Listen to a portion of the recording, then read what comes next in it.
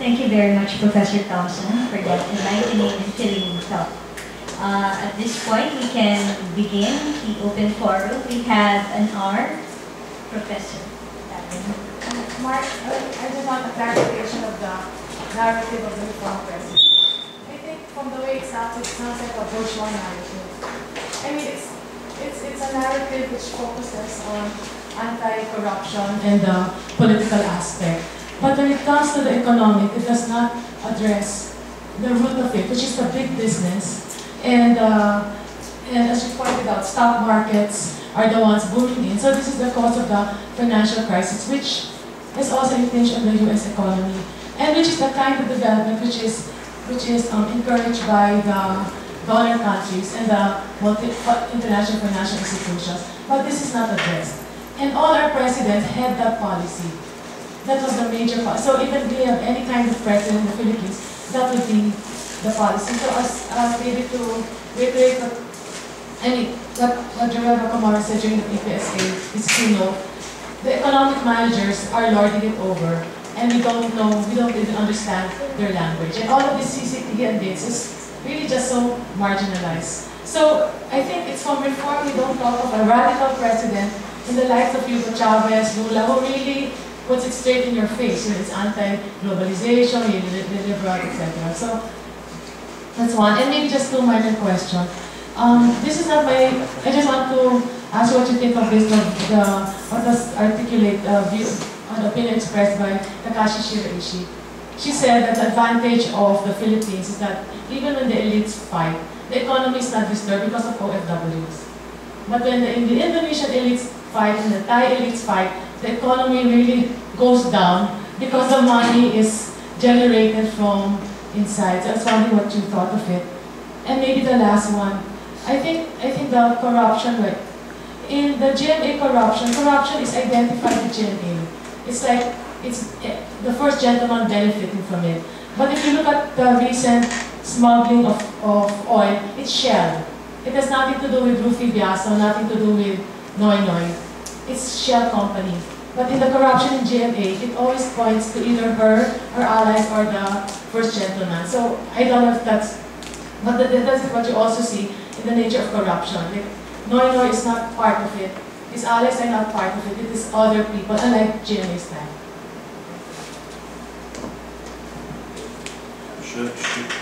Yeah, we may, Professor Thompson would like to respond. Yeah, I mean, given we're just a small group that maybe I'll just offer a brief response. Or sorry, if you want to. Well, I would just want to pursue the what was discussed earlier. In a nutshell, the Aquino administration, you described it as all about the politics of symbolism. It's all for propaganda, but less content substance, in the sense that if we analyze the data we discussed, industry manufacturing has been declining, agriculture is not performing much, and it's the service sector that has been booming or ballooning. And among the three sectors, only agri and industry are the wealth-creating sectors.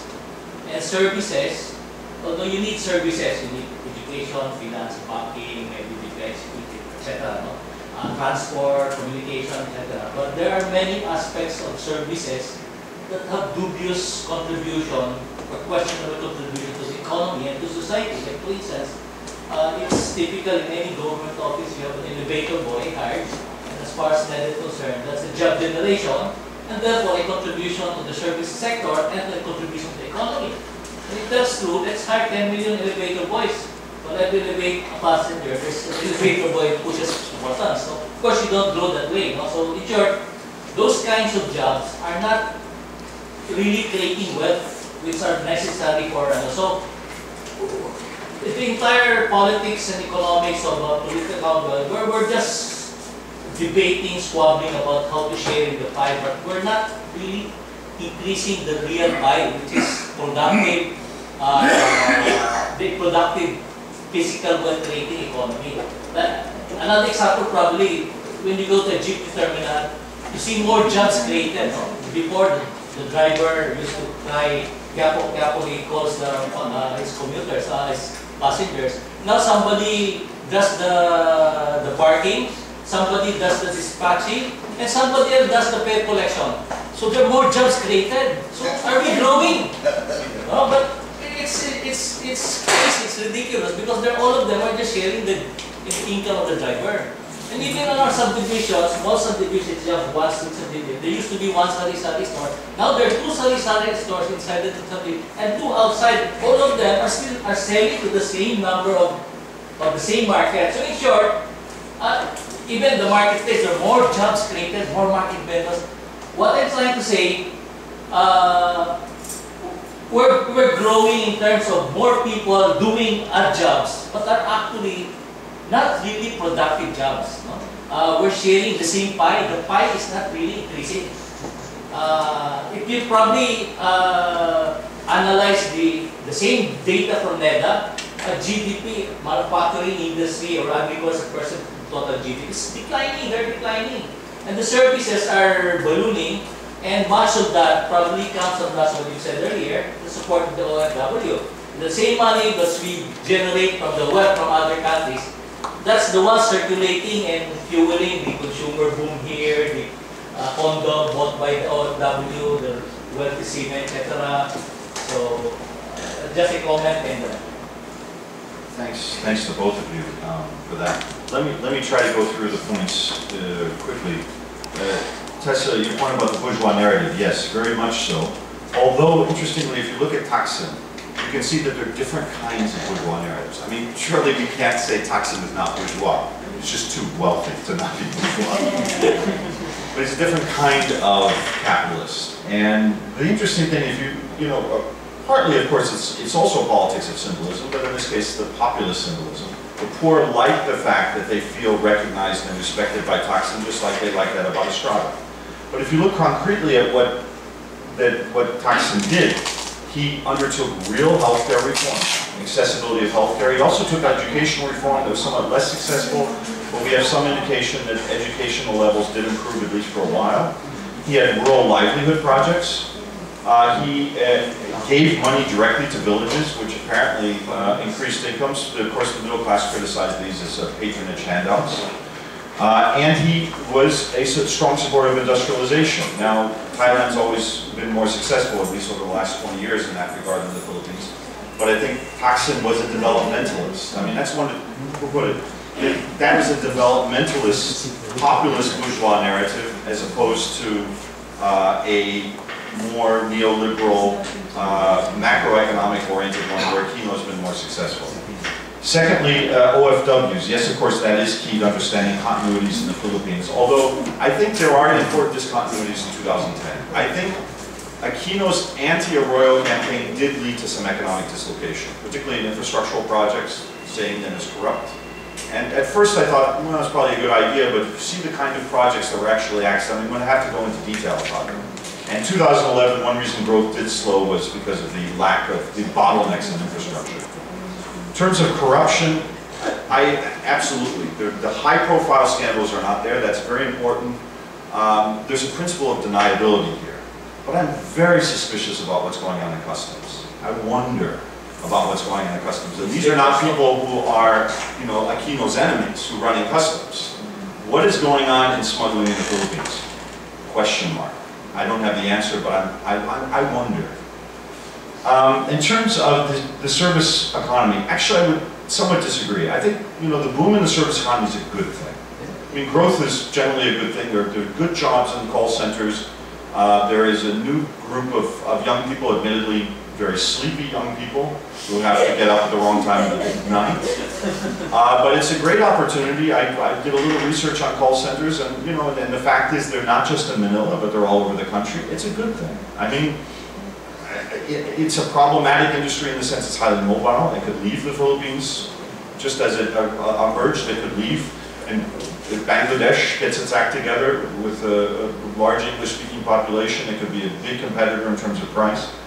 But I think, you know, the boom in the service sector, I would say is a good thing. The problem is it's not buttressed or complemented by a corresponding boom in industry or in increasing agricultural productivity. And there I offer Thompson as a contrast. Thompson and the populace, and you know, they spend a lot of money on what the middle class thinks is a waste of, you know, benefits for the poor, but it seems to really help in reducing poverty. Now, CCT is clearly a major initiative of this administration, and it's also in many ways a good thing, but it's clearly also not enough. Why are self-reported poverty rates not going down a whole lot? Thank you.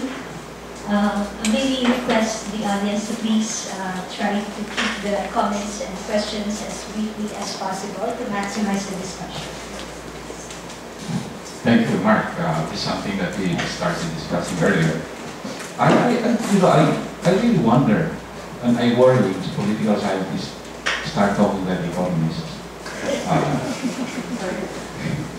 When political scientists start talking like economists. I always said that, you know, the economists. I always say that the economy is too important to be left to economists. You know, I do worry with politics. What is this fixation with industrialization? I mean, you need to look at the data in a much more granular and nuanced way. For example, this issue about the service sector is growing and doesn't have any value. You need to look at that. The first one, you cannot look at just changes in the ratios. You need to look at the trends. It is possible that agriculture and industry are growing. That may be, by the way, that's a little bit, that has to be shown for industry. But that service sector is growing just very much faster. And the ratios are going to look worse if you look over time. So you need to be careful about looking at these numbers. And when you talk about, for example, 4 sari-sari stores just springing up and they're not adding anything, it depends. Depends really on whether the effective demand that has grown both, on which this is based, has actually grown. And you need to ask where that came from. So, these are we discussed this before. Yes. So we really need to look a little. This is what worries me when you start mixing the symbolism and the numbers. You need to dig deeper into this kind of. And this is, remember, the same thing that I said when I was discussing finance. Let's look at more of the. No, we can discuss later. She wants to respond in public. Don't worry, I'm going to talk about it. So I won't talk long. I'm just saying, please describe what kind of industrialization everybody wants. Because we've tried, and I remember as I told you, you asked me what industries should we be going after. I said, I can't tell you that now. The fog coming from bad governance is too high. You really don't know where your comparative advantages. But what we're doing is we're investing on infrastructure. That's the basic problem. And the next one you need to do is governance and cost consuming. Once you have those things fairly workable, then you may know where your comparative advantage is. But to go into something, you may be investing in something and then have to withdraw back later on to waste. So these things need to be looked at in more detail. That's all I'm trying to say. Thank you, Professor Miranda. Ask another question.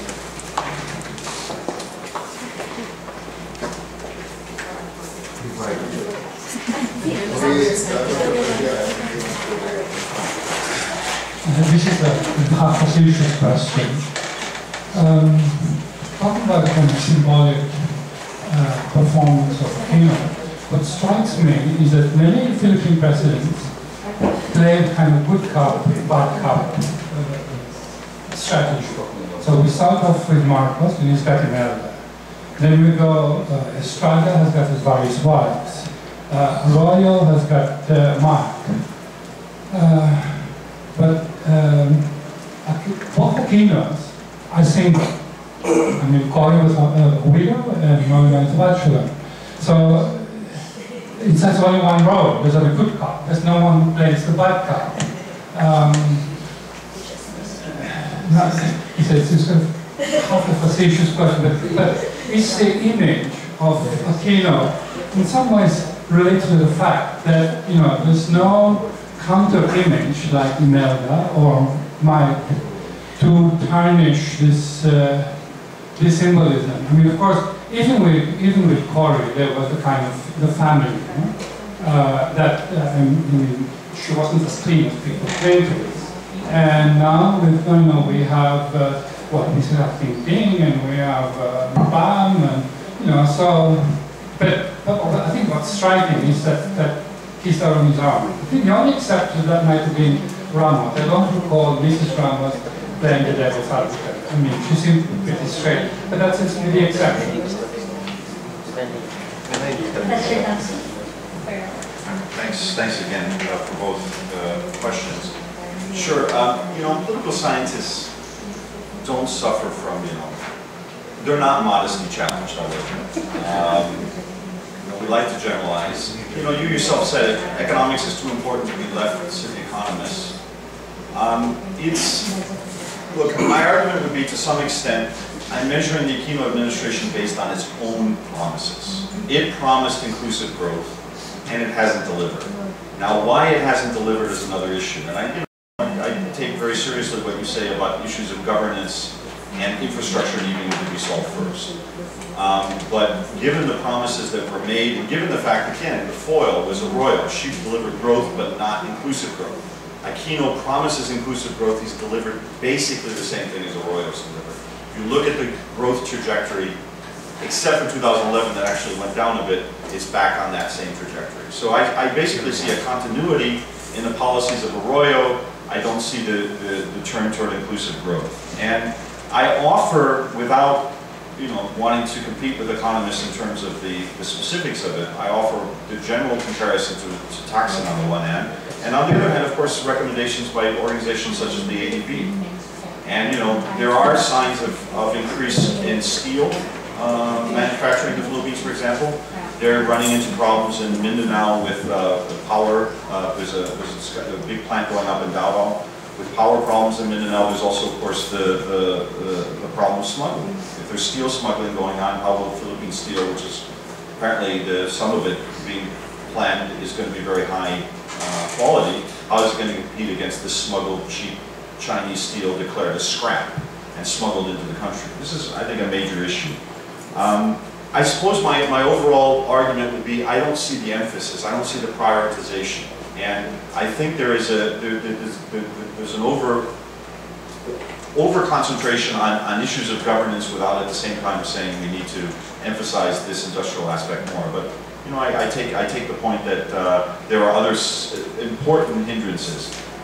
Another point would be the way that Myanmar has become the beneficiary of China's high wages. And it would be nice to see the Philippines moving into that as well, or even getting on the level of Vietnam, but it hasn't. In terms of the good cop, bad cop, I think these are very interesting observations. The politics of being single, of being not being a married president. I was, by the way, in Vigan and was reminded that President Carino, of course, was, for very tragic reasons, a widower. And that his daughter, of course, played a role of First Lady. But, of course, Cory's role as well. I would argue, actually, Peping was the bad cop of her administration. The brother was the bad cop. And one of the perhaps greatest successes of this administration is to keep Peping marginalized. In fact, he seems to be kind of disgruntled, and that's probably a good sign.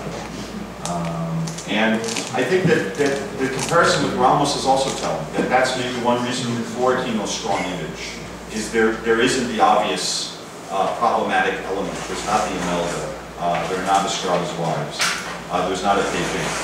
And so that seems to contribute to the sense of this is a sincere administration that doesn't just promise one thing and let Imelda do something else, for example. So I think that's an interesting way to understand, one other way to understand the effectiveness of this narrative. Thank you. Professor Representative. This is more a but don't worry. I know. No, I'm just going to say that first, I think in a sense it's the responsibility of political scientists to actually respond to questions regarding the role of state. And mainly because the good governance discourse has been dominated by economists. And I think the challenge for political scientists is to actually do good in terms of their studies on the state society, so on and so forth. I think in a way that there could be a very constructive and productive dialogue between economists and political scientists here in the Philippines. And mainly because we are really in dire need of like a new model. We've been talking about good governance and for the longest time, and we have yet to see something that dynamizes and that brings and translates into real growth for the Philippines.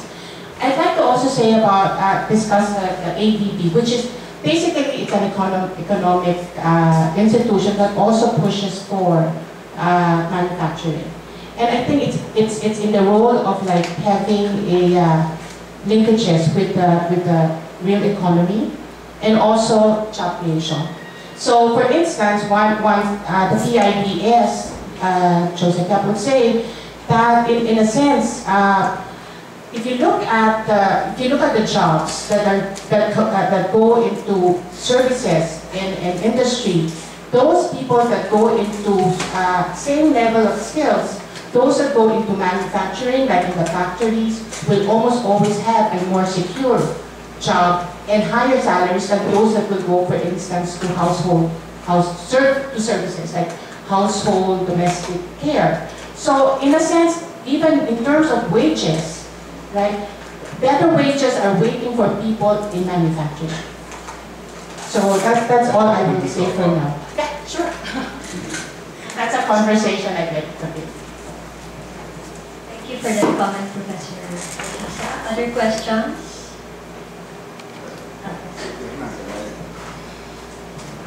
Well, if economists complain that political scientists dabble in economic issues, you can also have all the reasons to complain that economists have dominated the political scene. I think we should go back to the beginnings of political economy, because before there was really no that divide.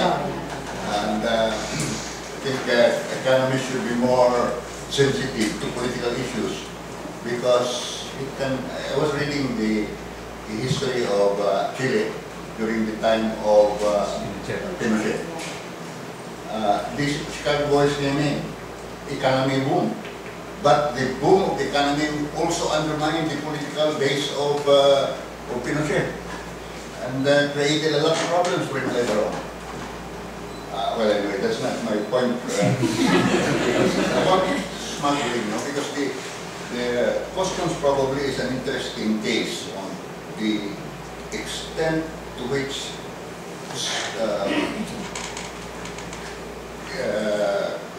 corrupt syndicates are embedded in government agencies. And probably this is the worst, but you study the worst case. So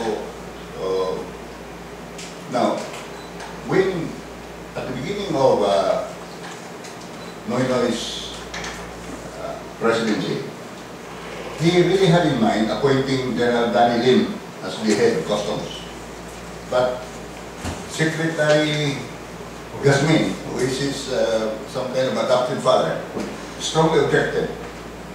So Jason was appointed there. Danny was made the head of the deputy chief for intelligence, and that is the front line. That is what detects the smugglers. But then the reality is, I really advise him not to go in there, because if you are honest, eventually you will be the one who will be framed up. You know, these guys are very clever. They can manufacture documents and so on. Anyway, he has about 500 agents are under him, scattered all over the country. 400 of these are civil service eligibles, civil service employees. And some of them even hire first-rate law firms in Makati as their legal advisor. They are that rich. And they're backed up by these brokers. Now, so only 100. He was hoping that with 100 he can clean up the organization. But when if the 100 casuals, the term expired, Jason comes in and we wanted to appoint to fill up the 100 slots. So this is thinking of a political future. And Dan had only 15. And so he's surrounded by all this, by this crew. He cannot control the organization. And I've been wondering why he is still there. He should have given up, earlier. Talagang embedded yan. And let's not say that government is corrupt, so let us privatize. Because it's the private sector that is corrupting the government. You know, there's that linkage between the corporations and the crooks inside the bureaucracy. And it's difficult to remove them because our civil service laws give them enough protection.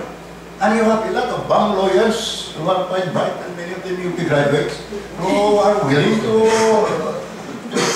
come to the defense of these people. Yeah, mahirap talaga mag-reform.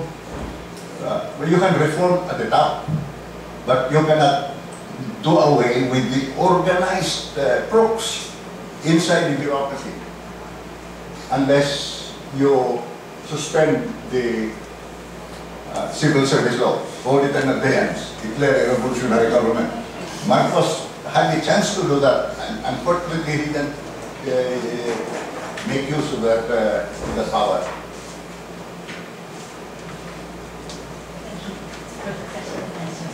Professor Thompson.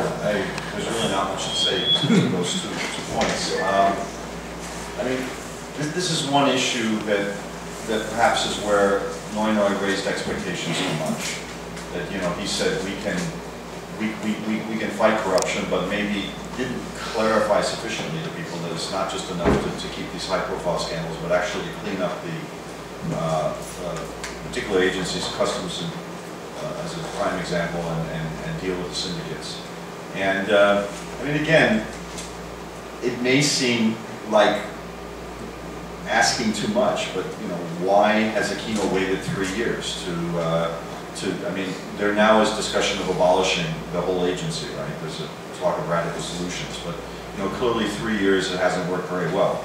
And is it fair to criticize Aquino for that? Could anybody else have done better? Maybe not. But he, in a sense, raised expectations about that were perhaps unrealistic, right? But then the other point, of course, again, this is the narrative standpoint. That doesn't seem to hurt much. People don't seem to be that concerned, perhaps because they understand how intractable these problems really are. Other questions?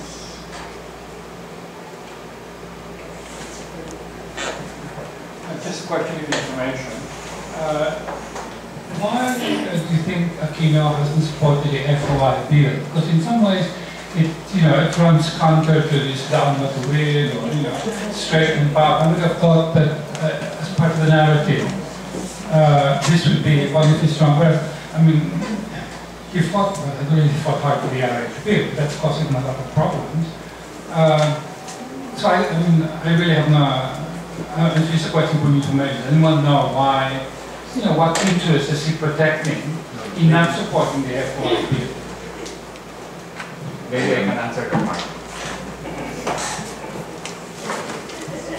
Since his student is here, he will report to Congress.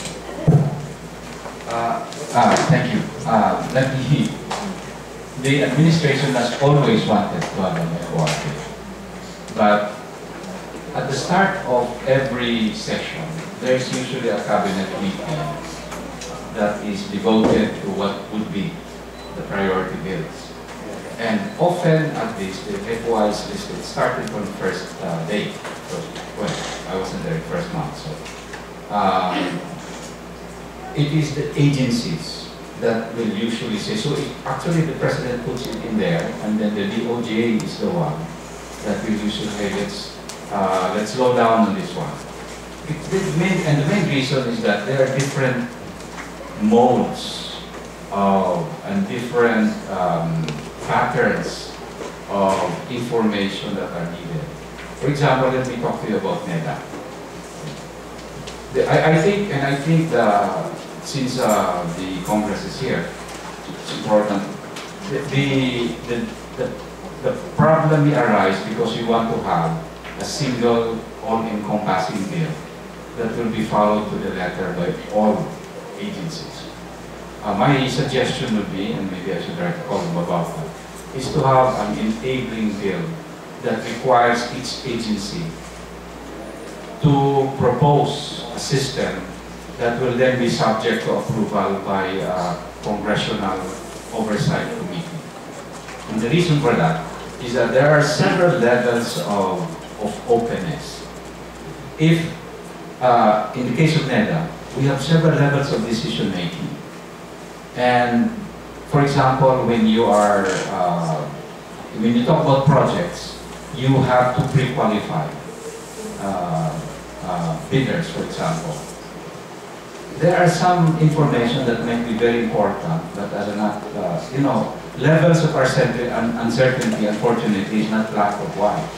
It goes from 0 to 100%. Where do you cut the line and say, this one I'm not going to take it? So all of these discussions are in these types of meetings. If these are now subject to access because of a freedom of information law, then you are going to shut up very frank assessments at that level. So, and these are all at different levels. Security will have their own concerns. But you can see how very economic agency like NEDA would have its own preferences as to what would be given out and what would not be. We have discussed this inside NEDA, and we have said, well, maybe what we will propose is that we should give the final evaluation reports. But we would be very wary of a rule that says discussions should be open to the public. Because you may act on information that is not 100% verified, but you would be remiss in your duty to the public service, to your country, if you do not bring these kinds of information to the table. And then you have to make a final decision somewhere.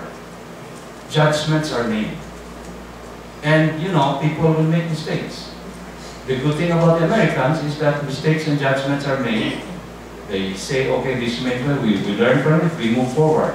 In the Philippines, it will take you 50 years to clear up that matter. You have an intramural game. The referee makes a decision at the last minute. You will not know who won the game until 10 years later after the Supreme Court has decided. In the US, in the NBA, somebody makes a mistake, Michael Jordan gets a favor. The New York Knicks says, well, they made a bad call. Maybe the next time we'll get the benefit of the bad call. See, this is where culture and institutions become very important. And by the way, just to tell you, actually, I want what you're doing. It's just that what I'm saying is, and this political scientist, is that when you go and look at these economic concepts, you need to be much. In other words, let's just go down a little bit deeper, because there may be actually differences. It will make it richer, believe me. And sometimes these are important. People talk about how it was the first lady during a certain administration that was corrupt and not the main one. But let me tell you, that's very far from the truth. But we'll have to talk about that in private.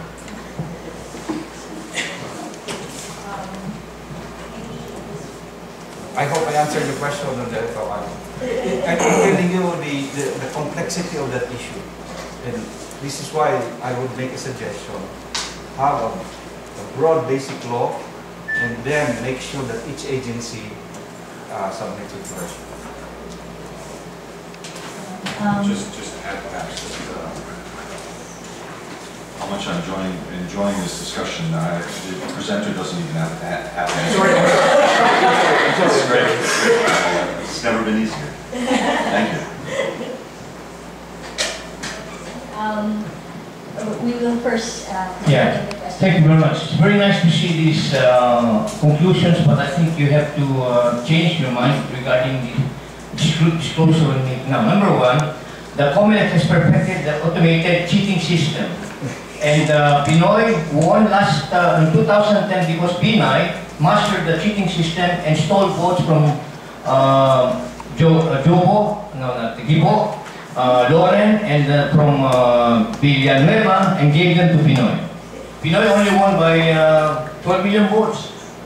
Okay? Number two, Pinoy has a very effective PR campaign machine.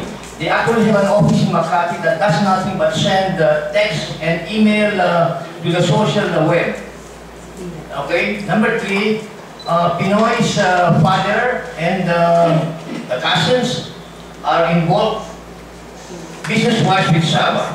And from the beginning, Ninoy Aquino promised Mahathir to give up Sabah if Mahathir helps him get rid of Marcos. And that is the betrayal of this person. And then the last mention I would like to make is that Pinoy has very good support from the elite, correct. But the money, what is this? Tony Boy Cojuangco and Daling Cojuangco gave a minimum of 100 million pesos each. Former General Secretary Fulgencio Factora, who is now an agent for mining and logging, gave about 40 million each from those industries. He has full support of the elite of this country. He is not to be down. Thank you, sir. Ma'am Princess would also like to ask a question. There are actually contradicting trends, you know, in this administration. Well, it was already pointed out that the FOI bill hasn't pushed through, and because that was stopped. And yet, we work in the civil society, you know, arena, and so we always say information is important so that we can do our job, you know, of commenting on government, on governance. But there was a promise also that Aquino made at the start, when he adopted the concept of universal health care. So that was an important issue that we've been pushing for. And we know that the team, the group that has been pushing that and really have progressive ideas. But so far, Aquino has just focused on reforming the PhilHealth, health insurance. And of course, that really needed reforming because it was functioning more like a private health insurance rather than a social health insurance. But for those who are really pushing for universal health care, they use the term universal health care, but they're only focusing on one aspect of it. So we continue to push, you know, for a synchronized progression, you know, of all the aspects of health care. So you see here, you know, a bit of frustration on the part of civil society because you know, the role of civil society is really to point out what's not happening right from the point of view of people on the ground. And I recall when, actually this is more a comment rather than a question, I recall when we were participating in the consultation process for coming up with the Philippine Development Plan.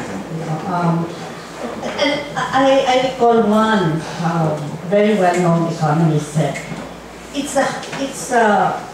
the whole prioritization was wrong. He would rather place social development at the start of the Philippine Development Plan and organize your economy accordingly. You know, but when you talk of economy first, you just put social development, no matter how good the promises were, they just do not jive. If the economic parts do not really support, you know, the social development part. So anyway, we were so concerned with the growth, economic growth, and we now talk, you know, there are other groups that are looking into the happiness index. I mean, that still boggles us. But there are talks even coming out of Latin America now, of buen vivir. So I think we're now at a discourse where we're trying to look at other paradigms and other things that can really support well-being of people. So where do we put people? Inclusive growth, it's still based on economic growth and then trickle down. So it's not happening, but we keep saying put people at the center of development and then support that. So this is an ongoing debate and I think it will continue. But we're here on the ground still commenting on what's wrong with them. Yes, and just very quickly, again, thank you very much for those questions. In terms of the 2010 elections, I think it's symptomatic of what we've seen over the last 2 decades, that even a victory that substantial can be doubted. And even with automated machines, I mean, the 2004 case was so much closer and the cheating so much more obvious, and then of course with the whole Darcy, very difficult to deny. But I think that's one thing that needs to be considered, particularly when the next election is closer, that there will be a new kind of legitimacy crisis around a winner if the process of electoral reform is not seriously pursued. And I mentioned that in passing, but I think that's something that this administration could pay more attention to. PR machinery, obviously, very successful one.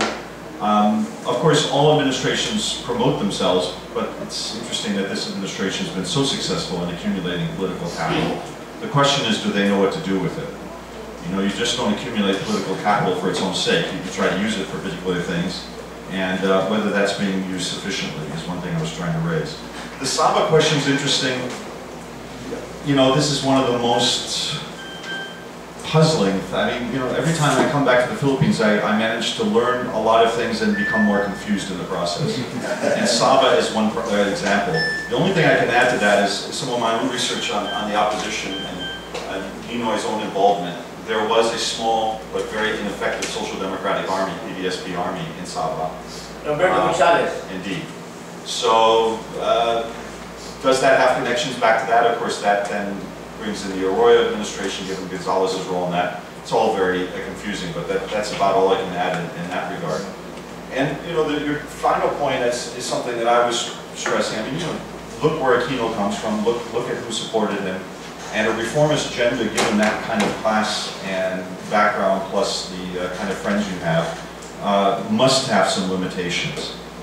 As for the question of the social agenda, I basically agree with that point. I see nothing wrong with growth. I mean, the reminder of that is how bad things were in the 80s without growth, with negative growth. So we shouldn't forget the advantages of growth in various ways. But prioritizing health and education in particular. You talked about health in some detail. I tried to mention the prices of education. This is maybe one reason that CCT has been so far relatively ineffective in reducing poverty. If health is improved and in particular educational opportunities increase, then I think we can see more substantial reductions in that regard. And I do think it's important when you have administrations like in Brazil recently or in Thailand where that is stressed more. Not that these countries don't want growth, and both countries have been quite successful in growing. Thailand, despite its political crisis, for example. Nonetheless, that has made a difference, and the livelihood projects that Thompson did in particular seem to have this important trickle-down effect that has been lacking so far in this administration. Thank you so much. At this point, we'll have 3 questions. First with Ms. Tina, Professor Ryan. Thank you. I'm sorry I'm late. I'm Tina. I'm the Asian coordinator of an interregional civil society network. And I would like to get your recommendations on how progressive civil society can challenge the Aquino administration to rethink its the neoliberal development model. Of course, it has its limitations, but we know, progressive movements are aware that the main obstacle for a people-centered, redistributive, equitable, and sustainable paradigm in this country, as well as in other developing countries, is the neoliberal model. particularly export-oriented growth, liberalization, deregulation, and privatization. So we feel, we from the, for example, from Laban ng Masa and from CAMP, where Ms. Princess and Catudong are the lead conveners, we feel that we need really to develop our agricultural and industrial base and to implement, for example, and reform a universal social protection, cancellation of our illegitimate debts, among others. But first of all, we have to reverse these neoliberal economic policies to have this people-centered development for the people. And our ideas are supported by other progressive civil society networks in other countries, such as in Latin America, and also in the ASEAN. So I can say this because I just came from the World Social Forum in Tunis, and they are all working for an anti-neoliberal paradigm, for another paradigm like buen vivir that can replace this dominant paradigm that has clearly failed for the interest of the people. It has really been on the service of big corporations and the elite. Thank you.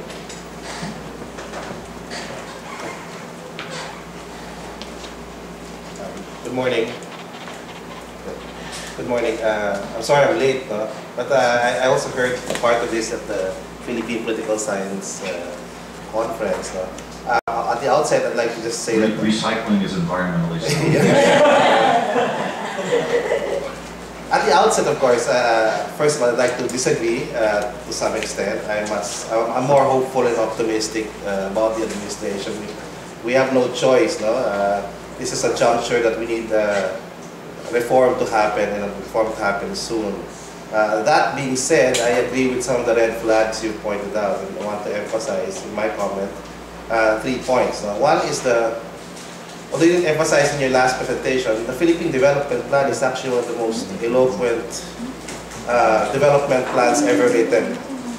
And it has outlined a blueprint for reform, and unfortunately, from any conservative assessment, process of assessment, you can use that to assess this administration. And even using that measure, I think this administration is really, sorely lacking. Okay, that's the first point. And I think if the administration could just go back to its commitment to the Philippine Development Plan, I think a lot of things would have been resolved much earlier. Second point is really about, and I think many of you have articulated this, the notion of social movements. No? Civil society brought this president in an unprecedented way. I think no other president in post-Marcos, except for Cory, had the kind of organized civil society supporting this president from day one in the campaign, articulating its own platform, pushing its own electoral campaign forward. Where is that civil society organization, the civil society foundation now? And I think it's a red flag. If you want to push reform and really important, serious structural reform, we need this partner. And I think the administration has successfully isolated itself with the most important elements of that strong civil society foundation. A third point I'd like to emphasize also is the narrative of reform will require building up stronger coalitions among parties and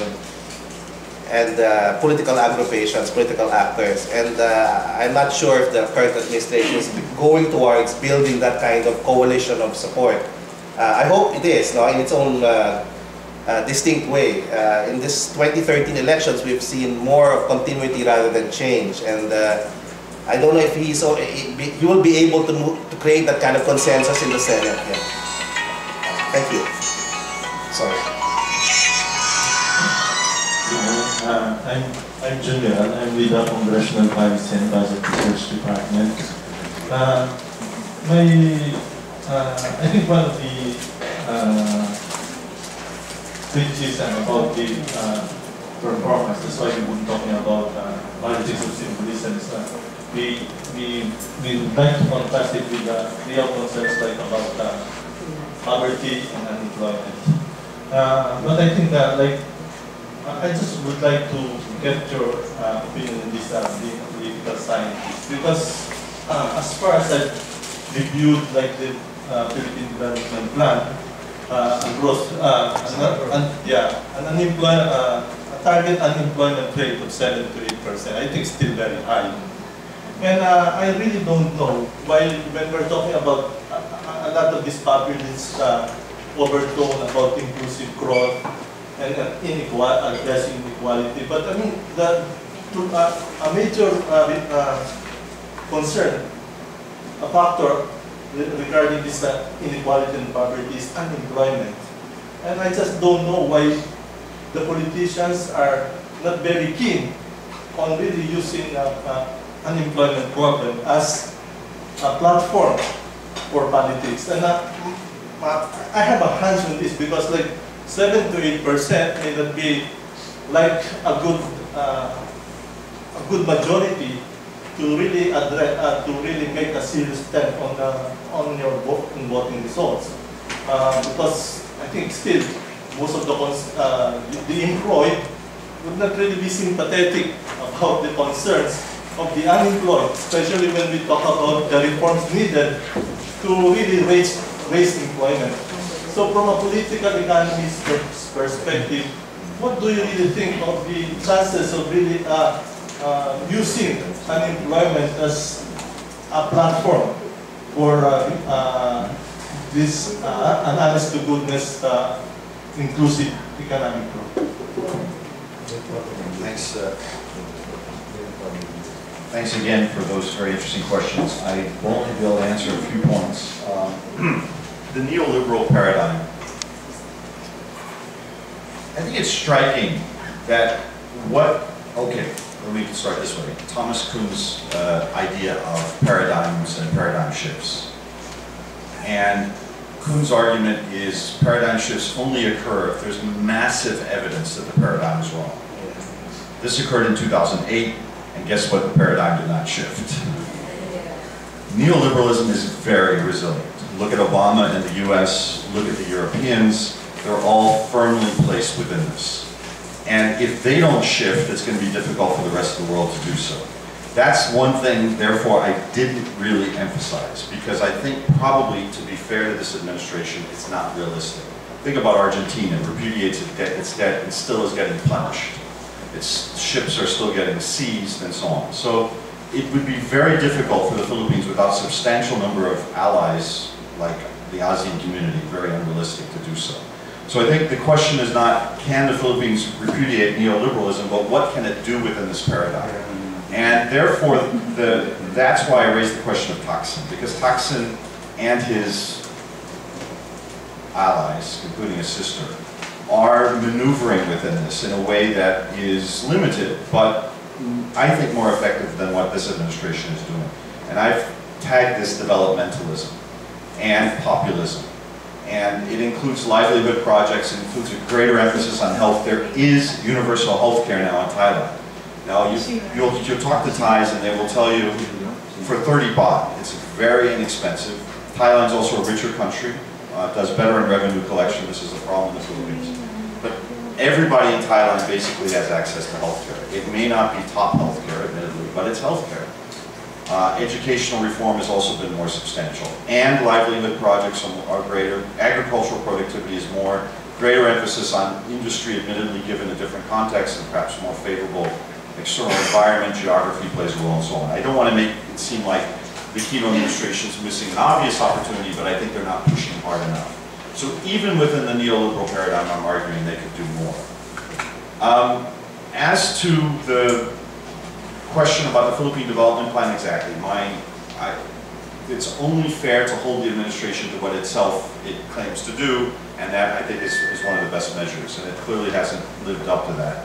Maybe it even regrets having promised that in the first place, but never mind. Social movements, very interesting point. I would disagree slightly, actually defend the administration slightly on the RH initiative. Yeah. You had significant civil society support, very important, although they needed the president's support. The women's movement has been very active over years, but it was not until the president decisively intervened. So give him credit for that. And even the syntax. My syntax is also not very good sometimes, but the point is there was an interesting combination of social movement and the president's initiative. But it's been limited to those kind of initiatives. What about broader developmentalist undertakings? What about healthcare, which we mentioned earlier? What about education? I would like to see more of that. Jobless voters as a constituency. If you expand the idea to the underemployed, yes. And one of the things I was saying here is if you look at Thailand, one of the questions you have to raise about Philippine politics is how come populism has failed? How come Estrada's efforts, he was overwhelmingly elected in '98, and I think even if we have questions about 2010, we basically cleared, Estrada won in '98, right? He was very popular, he got overthrown illegally, he was still popular, ran in 2010, and was very popular still. So what happened to that potential? And I think that's one of the real questions about Philippine politics, why that hasn't been effective. Clearly Binay is trying to use that for the next election. That populist narrative will be revived, although it's now very much under the shadow of Aquino. But that's an interesting question because that's been so effective in Thailand. You really have a class basis for politics there. If you look at voting behavior, the middle class and elite do not like Thaksin and his relatives on the whole. It's the poor that like his party. And the Philippines, that class difference is there, but so far it's been less effective. And that's an interesting question for me in a comparative perspective. So we'll have one last question from. Just a comment. Oh, just a comment from Professor. Yeah, regarding the Thaksin and Estrada populism, actually I discussed this in the book. And the thing is that the social cleavages in Thailand and in the Philippines are not exactly the same, right?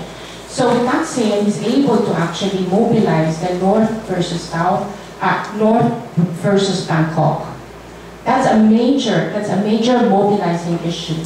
But second, your peasantry, your peasants the farmers in Thailand are much more are better off than the basis of populism in the Philippines. The economic basis is has so much less resources than those in Thailand.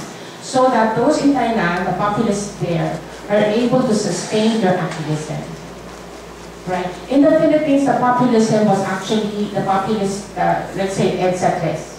The EDSA Tres movement was composed of the urban poor, not even Lupe, the urban poor who basically are the bicycle drivers, who are the people selling cigarettes off the streets, people who cannot really afford to sustain activism. This is social movement 101. Right? So you have to look at the economic basis. What are the resources available for your activism? That's the first. The second thing is that this was actually asked in like this in political science, and I kept thinking, this is how I should have answered that question. So now I was like, so forgive me, Mark, I just need to answer.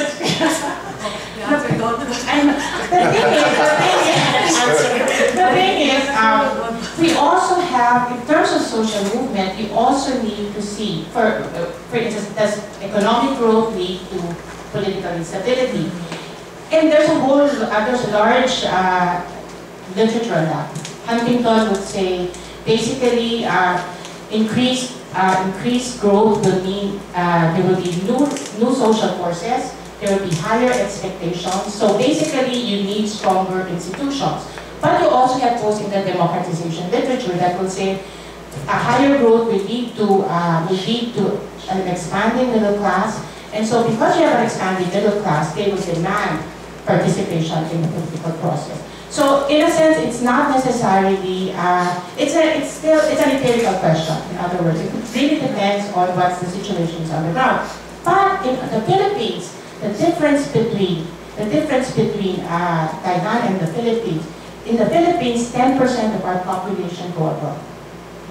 These are 10%. These are the unemployed who would not find employment here, and so the safety valve, right, has been export labor. And that impacts on social movements. So in Thailand, if you don't get a job, you don't have that, you don't have that much opportunity to go abroad and look for jobs elsewhere. In the Philippines, you can. And so the discontent here has actually found a way, an outlet to diffuse the tension, which is just get them abroad. I think we need to really see that this is not, that basically we need to see how it impacts on social movements. Thanks very much for that. Let me just come back on that very quickly. Yeah, sure, there are important differences between Thailand and the Philippines, and I agree with your analysis. Too structuralist, though. Let's not forget the role of agency here. And I think my argument would be Estrada is a movie star politician, and his popularity was easy. Thaksin had to work hard. He wasn't a very plausible populist. The richest guy in the country claims to be a populist. He was better at building up the sense of victimization. Estrada was less effective in that regard. And two crucial aspects, Thaksin proved to be a party builder, and Thaksin proved to be a movement builder. And both things were easier in Thailand, you could argue, but he also made a lot more effort. And what he did was he ran his friend, FPJ, in 2004. But that's a very different strategy than actually trying to institutionalize your movement. So I accept the structural differences that are more favorable in Thailand, but in addition, I think Thaksin was smarter and more serious about continuing his opposition and understanding how difficult the task would be, and building, it turns out, a permanent majority. The regional cleavage being very important, but class, I would argue, is even more significant still, similar to the Philippines. Also, by the way, an urban poor. People forget the urban poor exists in Thailand too. We just don't see it because they're registered in the provinces. It's a very strange part of Thai electoral law. So actually, a lot of Thaksin supporters are in Bangkok. Thaksin party would have won the Bangkok election easily if everybody in Bangkok got to vote. But it turns out, we don't know exactly, but up to 40% of the electorate is registered in the province. It's difficult to register in Bangkok. So it's just an anomaly of the electoral system. That's why we notice the urban poor are stronger. But when the protests took place in 2010, they just didn't come from Isan, from the northeast. They came from Bangkok itself. There was the urban poor element there. The second point about economic growth and instability, and also the impact of overseas labor, we're back to Hirschman, exit and voice, right? And by the way, if I may say so, Hirschman is an economist meddling in political science, and I'm angry. And he became famous. And so we're striking back. Hirschman was for industrialization. No, it's for a big push. So I will leave it at that one. You shouldn't have, Mark, you shouldn't. So this is just the one last comment and the one last question from Ms. Just a short question. You said that under a neoliberal dispensation, it is still possible to really push for programs, social programs. Social programs such as in Thailand, the universal healthcare is possible. So I would like to ask you, is it already timely that in the Philippines we really push for universal, even transformative social protection at this point in time? Because right now there is a growing movement, and the spokesperson here is Ms. Princess, for a movement for a life of dignity. And this is pushed by progressive labor unions and urban poor groups and various NGOs for the following demands: labor rights, job guarantee, living wages, decent work, the right to to essential services, universal healthcare and education for all, and what else? Water and power for every household, because in Malaysia, for example, in a state there is free water. What else? And then housing, low-cost housing, and for everyone, socialized housing. And then the right to social security in terms of living pensions for senior citizens like us, and the disabled and child subsidies, among others. No?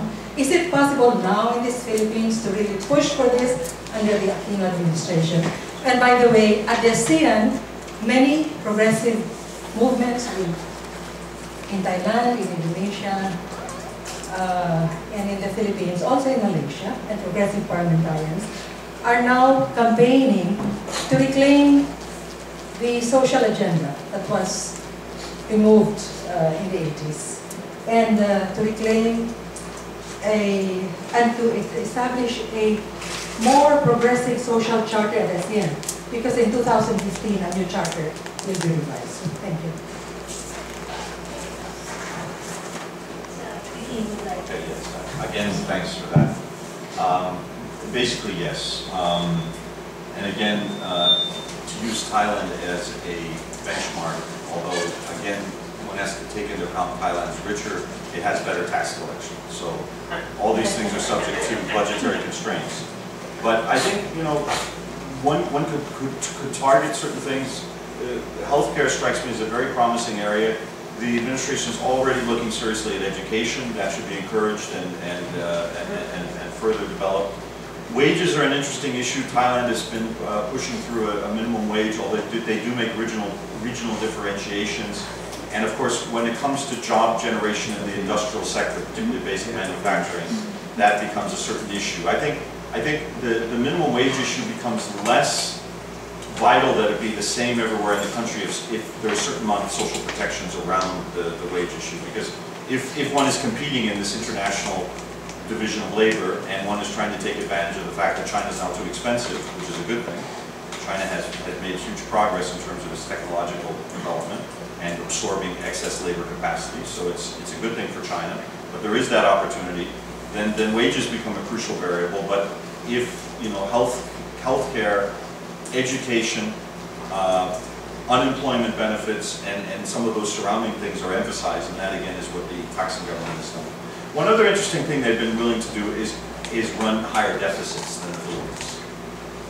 The Philippines, given the trauma of the mid-'80s crisis, has become a very fiscally conservative place, and most people seem to think that's a good idea. But in the interests of greater social benefits, it might be considering whether the Philippines is being too conservative in that regard, as well as trying to raise revenues to actually use more of its surpluses for that kind of thing. With that, maybe we can close the open forum formally, but it doesn't mean that you cannot ask your questions and raise your comments later after this program. So maybe we can give Professor Thompson around